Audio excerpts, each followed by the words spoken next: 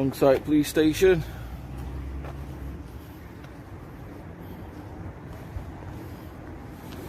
Don't know if you can see all them bikes over there.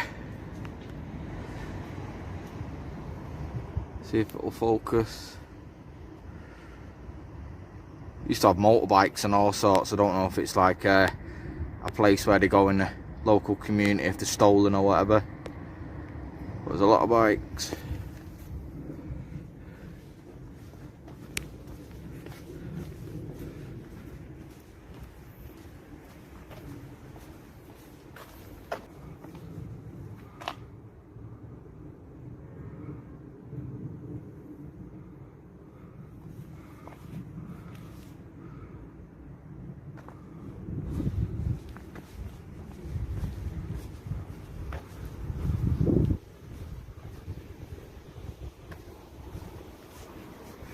Again, there's motorbikes down there. An electric scooter with his little tag on.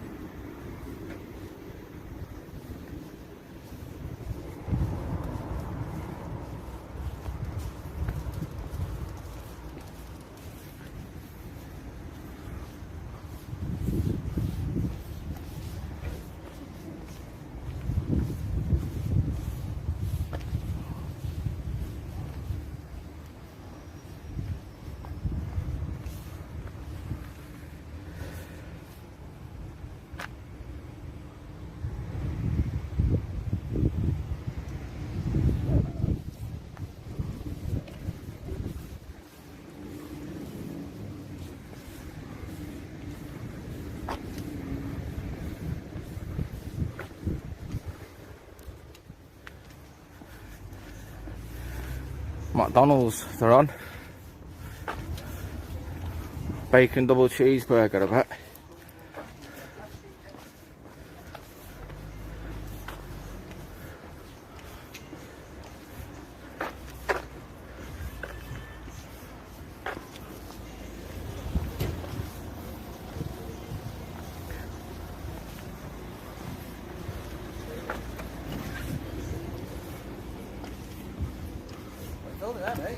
Pardon? Police station, why? Why are you filming the police station? Because I can. Why are you doing it though? For my own personal thing and for other people's interest. And what's the interest in filming the police station? Public interest. What's the public interest? Right, I'm not going to talk to you now, so... Alright, fuck on mate. Yeah? Camera's up there though. Yeah, so. that's fine.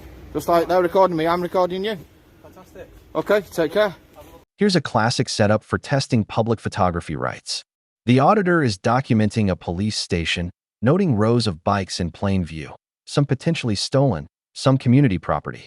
It's a simple but crucial point. What you can see from public space, you can film. The question isn't the legality of the activity, it's the human response to it.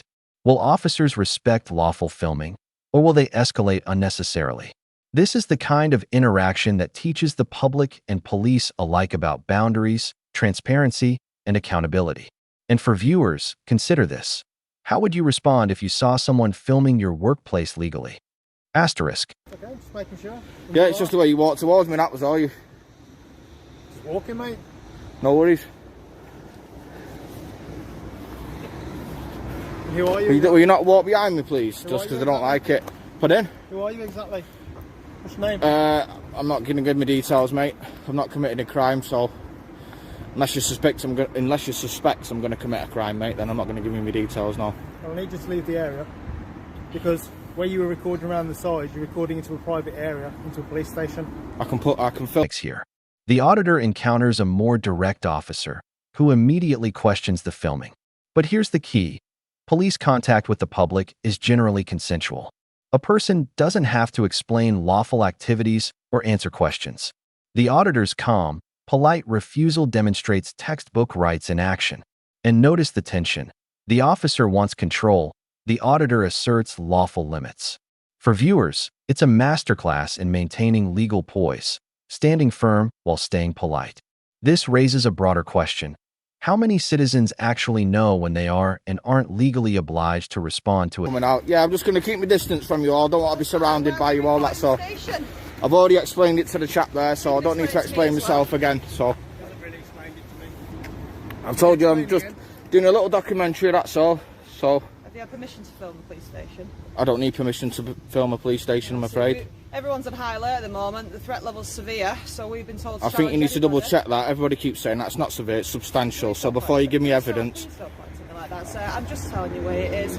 You're not telling me the way it is, you're telling me wrong information. We're telling you. Because it's just the way I talk, I'm afraid. That's your own problem. You're telling me it's severe, it's not severe, it's substantial. It's been the lowest since 2012. Challenge anybody that's acting suspiciously around the police station, right, and you're acting suspicious. Acting suspicious is...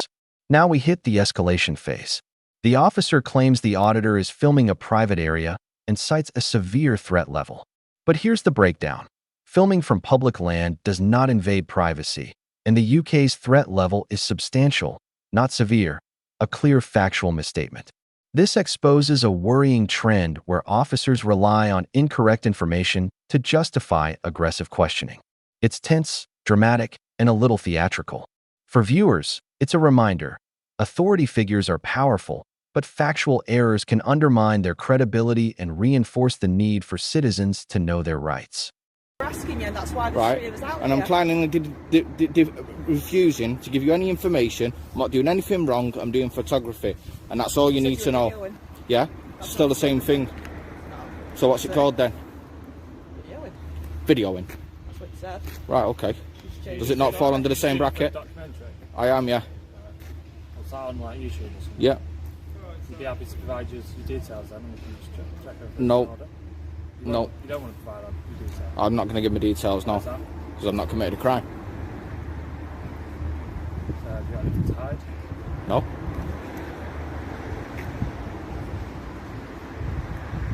Can you identify yourselves, please? So your phone number that? What's that, 177? The term suspicious pops up next. Legally, suspicion requires specific, objective grounds, not just someone filming a police station. Yet the officers insist they must challenge behavior. This is where law, perception, and power collide. The auditor's calm assertion that they're only documenting a public space highlights the tension between perceived threats and lawful activity.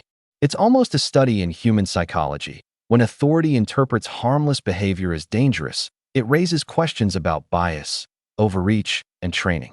And it's engaging for viewers because you can feel the tension mounting, waiting for the next move.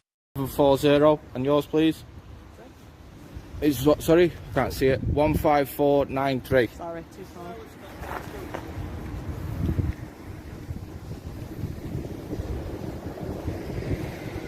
And next time you approach a member of a public, I'd appreciate if you didn't come with all your hostility and your attitude, I'm afraid. What hostility was that? You haven't come, to be honest with you. She came out all guns blazing, so the way you was approaching me, the way you're speaking to me. That's your opinion. Right, and I'm entitled to my opinion just like you are. So. That's fine. I wasn't approaching you hostily. Don't believe My I colleague was. said... You came out very aggressive, so I didn't come out of anywhere. I don't want to speak to you anymore, I'm afraid. Sorry, My go on, colleague sorry. said, obviously, because of the terrorist threat, it's quite suspicious. So do you suspect me of being a terrorist? Pardon? Do you suspect me of being a terrorist? Because of So that- please don't bring that law into it, As because I'm not a terrorist. We have to challenge this all day. We don't... Right, but I can act suspicious, it's not a crime. If you can see it from outside, you can understand why you've got to challenge that thing. Right, can you see it from my side? Oh, you just said you're making a documentary. Right, and public photography is not a crime. Right, but you can see why it's suspicious, maybe, from our point of view. can't you? Suspicious is not a crime. Yeah, but you can understand that. It's been obstructed now. You can understand. Next, we witness a classic misstep. Officers claim public property is private. The auditor immediately challenges this, asking, "Am I being detained?"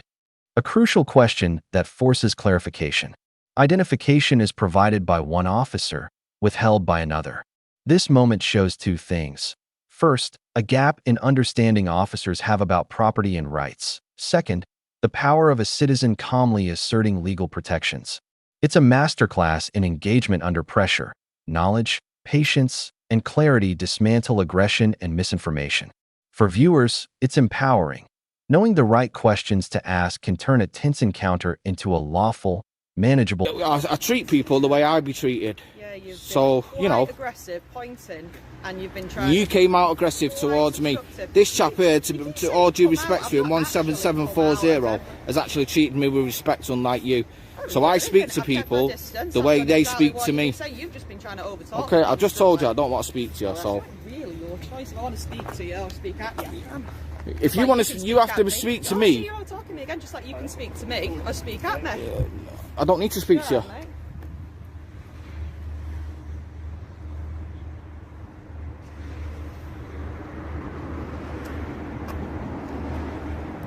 And it's 1799. And you know that little thin blue line you've got on your badge, you find that very disrespectful as well. Again, that's your opinion. Have a good day. Get back in your baking machines.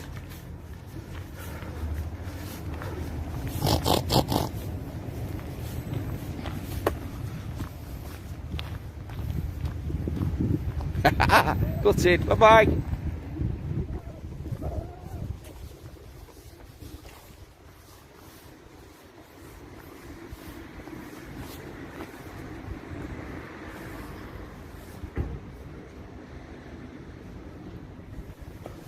There you go, guys.